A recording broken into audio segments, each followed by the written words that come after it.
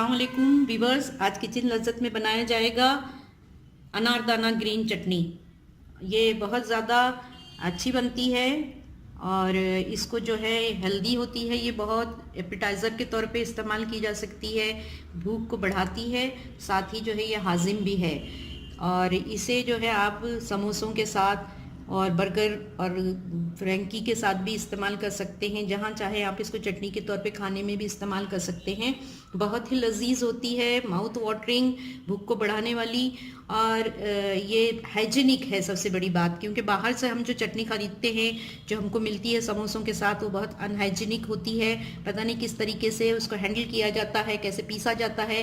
तो आप जो है इसको घर पे बनाइए। आइए इसके प्रोसेस को देखते हैं।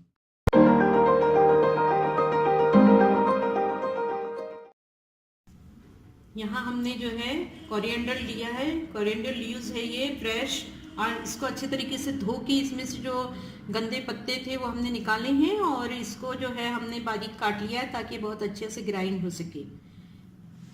यहाँ हमने अनारदाना लिया है और इसको जो है अब हम हल्का सा रोस्ट करेंगे। ये होममेड अनारदाना है, इसका वीडियो हमने डाल रखा है अपने चैनल पे, उसे देख लीजिएगा। और इसका डिस्क्रिप्शन बॉक्स में भी हम दे रहे हैं आपको लिंक। यहाँ हमने हरी मिर्चें ली हैं, ये हमने 1.5 ली है, आप अपने जायके के मुताबिक लीजिएगा।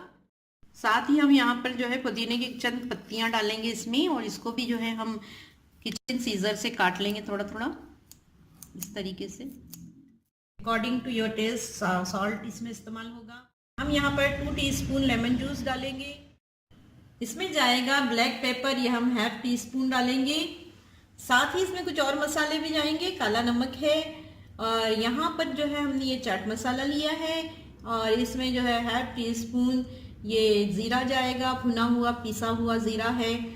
साथ में हम इसमें अदरक डालेंगे, इसका फ्लेवर बहुत ही अच्छा लगता है इस चटनी में। और यहाँ हमने जो है लहसुन लिए हैं, ये 2 कलियाँ हैं। अगर आप इसको व्रत में खाना चाहते हैं तो आप इसको स्किप भी कर सकते हैं। अगर आपको ज़्यादा पसंद है लहसुन की खुशबू तो आप इसको बढ़ा भी सकते हैं।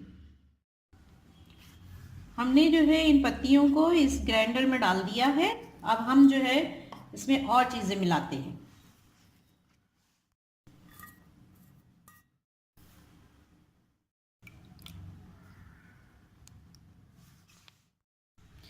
अनारदाना को जो है 2 टेबल स्पून हमने लिया और इसको हमने ग्राइंड कर लिया है पहले ही, ताकि ये अच्छी तरीके से ग्राइंड हो जाए और दरदरा ना रहे। इसको फिर हमने छान भी लिया है बारीक छलनी से।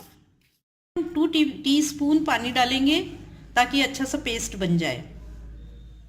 वीवर्स देखिए, ये हमने इसको डिश आउट किया है एक एयर टाइट डिब्बे में, और ये बहुत ही अच्छी तरीके से बन के तैयार हो गई है। बिल्कुल जो है इसका पेस्ट बहुत ही ज़्यादा मुलायम हो गया है, और यही कंसिस्टेंसी रखिए। या आप अगर इसको पतला खाना पसंद करते हैं तो इसमें और ज़्यादा पानी मिलाइएगा।